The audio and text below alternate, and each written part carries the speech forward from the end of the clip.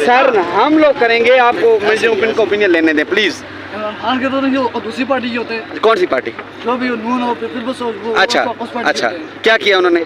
नारे मारे हैं, जो भी किया। अच्छा। किसी भी और आप लोग भी नारेबाजी कर रहे हैं, प्लान ऑफ इलेक्शन कोई अजीब व गरीब आपने उठाए हैं आज, क्या वजह है? नारा कोई गलत नहीं है। अच्छा।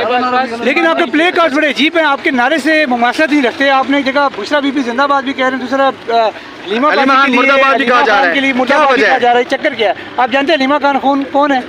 ताल्लुक क्या है उनका इमरान खान के साथ? कौन की सिस्टर? अच्छा, किन की सिस्टर है? इमरान खान की सिस्टर है। तो फिर उनके खिलाफ भी जा रहे हैं आप? तो आपने प्ले कार्ड उठाए हुए? आप लोगों ने सामने सामने एक इधर आपको हम एक थोड़ा सा वो बताना हाय हाय कह रहे हैं, मुर्दाबाद कह रहे हैं। जी बताएं मुझे। बात आपकी बिल्कुल ठीक है जी। हम यहाँ एहतजाजी सिलसिले में करने आए हैं कि आप लोगों तक हम अपना प्रोटेस्ट पहुँचाएं जी, बिल्कुल। कि किसी भी लेडीज